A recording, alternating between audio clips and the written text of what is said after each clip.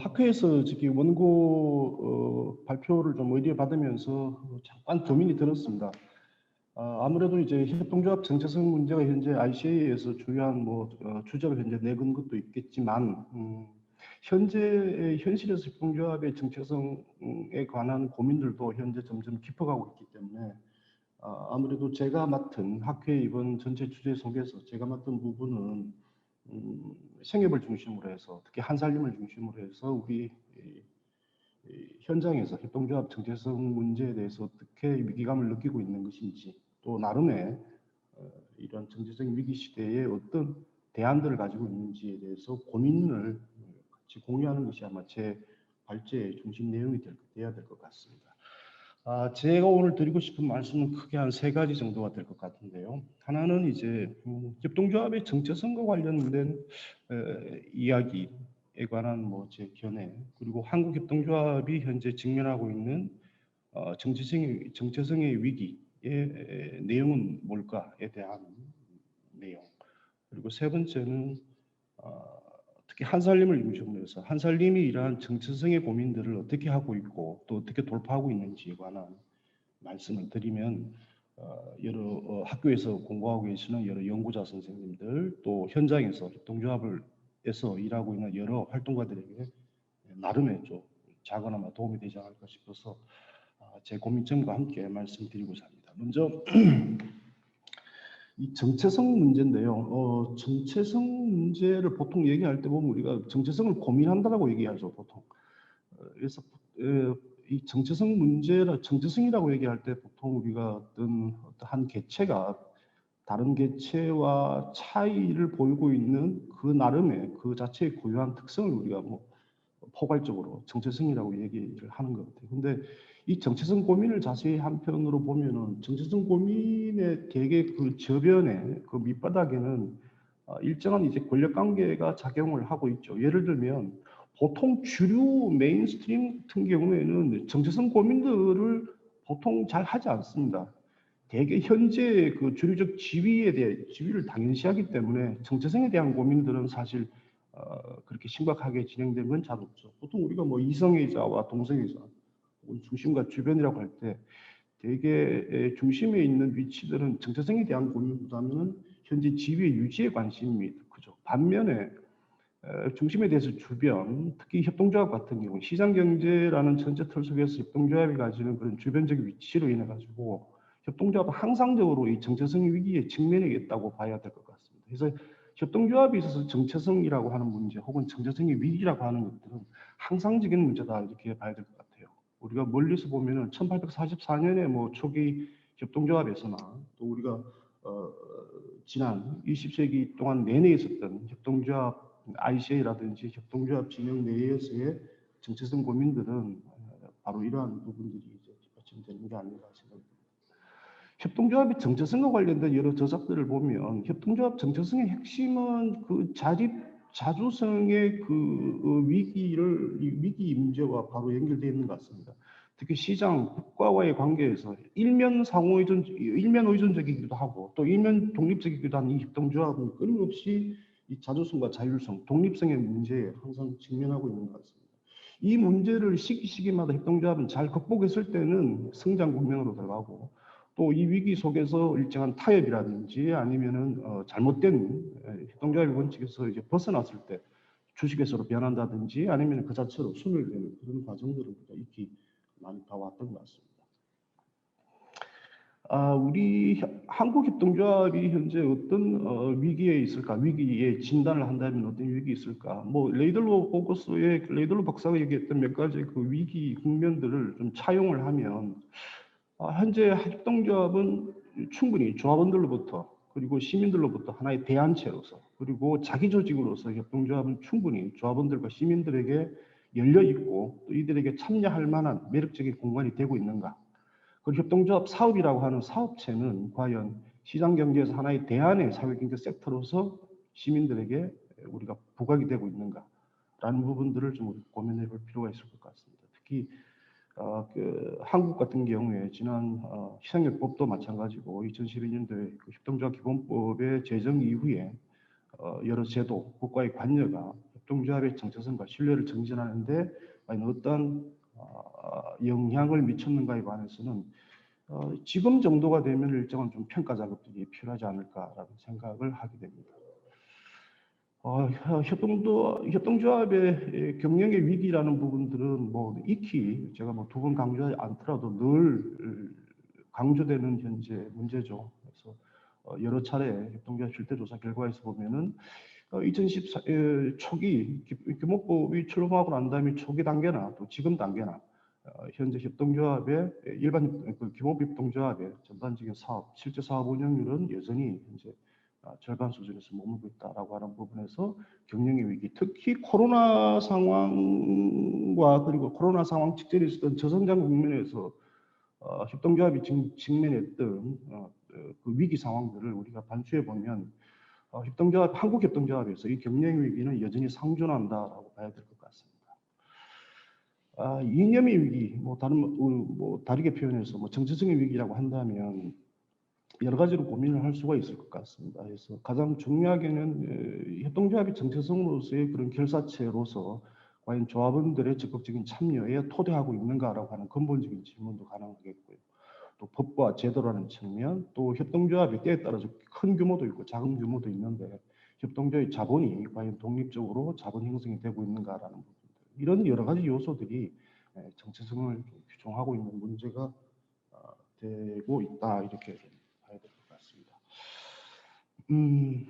저는 레이들러 선생이 얘기하고 있는 이러한 신뢰의 위기, 경영의 위기, 또 이념의 위기, 세 가지의 위기를 얘기하고 있고 80년 보고서에서 레이들러 같은 경우에는 서구 협동조합이 단계적으로 거쳐왔다라고 얘기하고 있는데 또 압축적인 성장을 하고 있는 협동조합, 한국 협동조합 같은 경우에 이 세 가지 위기가 거의 동시에 현재 발생하고 있는 것은 아닌가라고 하는 걱정도 있습니다.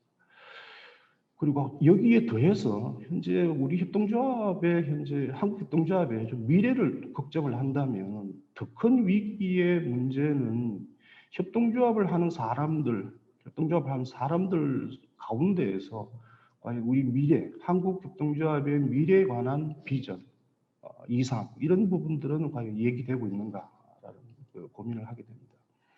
그래서 우리가 돌아보면 해방 일제시대 때도 많은 탄압을 겪었지만 해방 직후에 협동조합에 관한 새로운 희망기를 삭틀과 동시에 무너져 내렸던 우리 협동조합에 대한 꿈들, 그리고 남북 통일 체제 이후의 체제의 문제를 고민하고 있는 협동조합의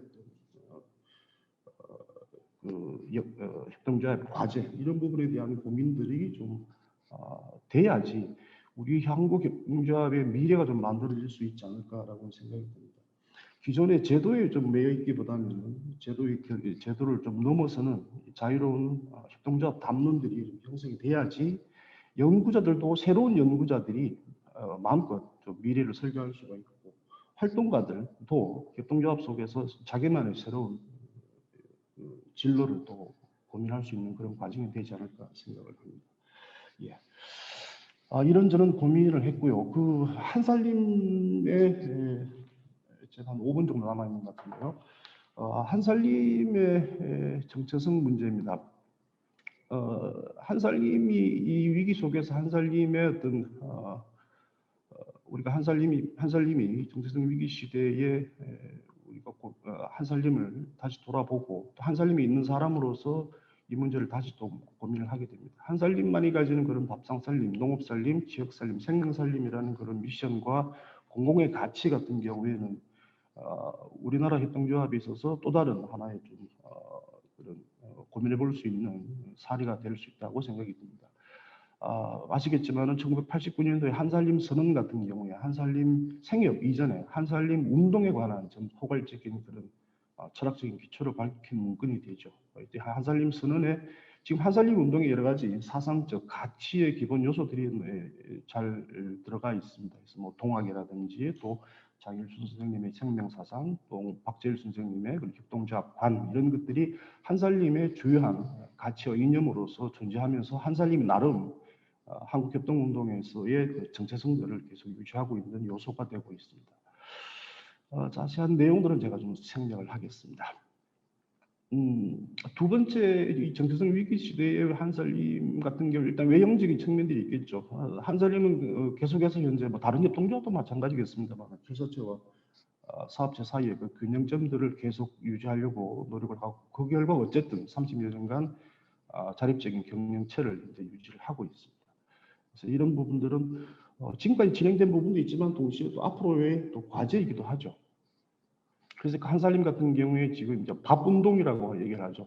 한살림이 가지고 있는 이런 가치들을 조합원 뿐만 아니라 대사회적 관계 속에서 세상에 밥이 되자라고 하는 밥운동을 통해서 농촌과 도시, 생산자와 소비자의 관계를 잇는 새로운 운동, 사회운동으로서의 밥운동을 진행을 하고 있습니다. 세 번째는 이제 한살림의 협동적 운영인데요. 저희 한살림 같은 경우도 현재 운동과 사업의 결합이라고 하는 것이 쉬운 과제는 아닙니다. 실제로 한살림의 정체성 위기를 제가 소개드릴 수 있다면 한 가지 사례를 좀 들어서 말씀드리자면 한살림의 물품 논쟁을 통해서 살펴볼 수가 있습니다. 예를 들면 그 설탕 취급 논쟁 같은 경우에는 한살림이 모든 물품을 국내산을 원칙으로 한다라는 기준이 있는데 한살림이 설탕을 취급해야 될 것이냐 말아야 될 것이냐. 물론 여러 가공품에는 설탕이 취급되고 있습니다만 조합원들이 직접 공급되는 완제품으로서의 설탕을 취급할 것인가. 우리나라에서 생산되지 않고 전량 수입하는 설탕을 취급할 것인가. 이 논쟁은 한살림이 아주 유명한 논쟁입니다.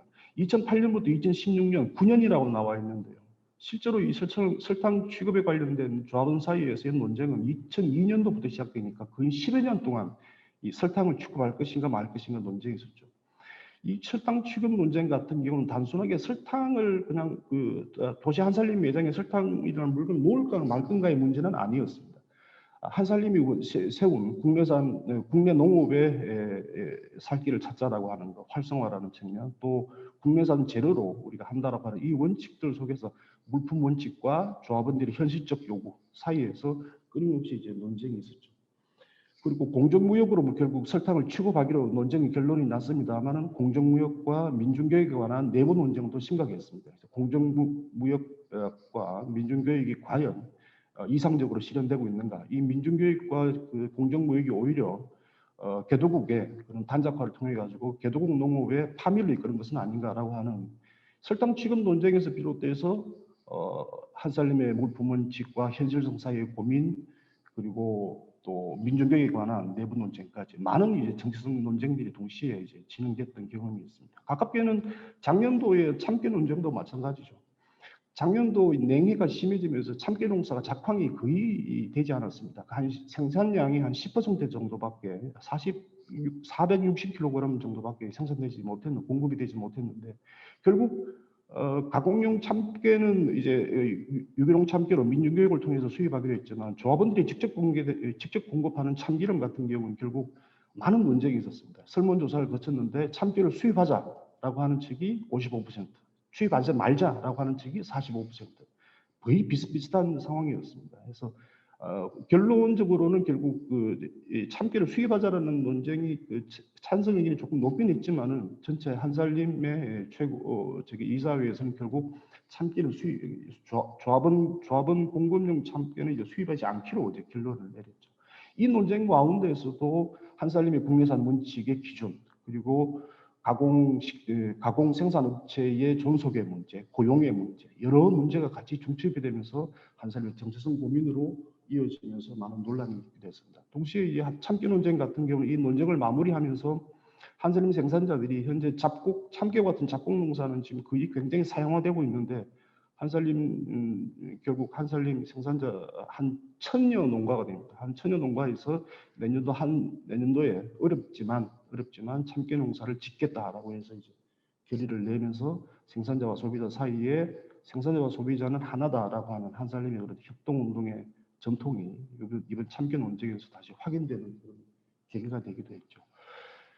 예, 어쨌든 한살림 같은 경우에는 이런 물품 논쟁을 통해서 그동안 30여 년 동안 계속된 이런 여러 물품 논쟁이 이것 외에도 여러 군데 매년 물품 논쟁이 벌어집니다. 이런 물품 논쟁을 통해서 한살림의 정체성 고민들이 계속 이어나오고 있다는 것을 볼 수가 있습니다. 결국 이 정체성 한살림이 물품 사업을 통해서 계속 진행되고 있는 이런 정체성 고민이라고 하는 것들은 답이 있을 수는 없는 것 같습니다. 이 현재 직면하고 있는 운동과 경영 사이의 갈등, 충돌, 가치와 원칙 사이의 충돌, 현실과 원칙 사이의 충돌, 이런 많은 갈등과 충돌 과정에서 결국 조합원 전체가 민주적으로 훈련되고 학습되는 과정이 아니겠는가라고 생각이 들고, 한살님이 30년 전에 기초했던 그 가치라는 것들도 결국 현재 조합원들 속에서 광범위한 교육과 합의를 통해서 우리가 합의점들을 찾아내는 과정이다, 이렇게 봐야 될 것 같습니다. 한살님이 앞으로의 과제로서도 청년들 그리고 2030 세대 속으로 한살님이 또 젊은 한살님이 되는 것이 또 한살님이 맞닥뜨린 또 중요한 과제다, 이렇게 볼 수가 있을 것 같습니다. 예, 제 발제 마치겠습니다.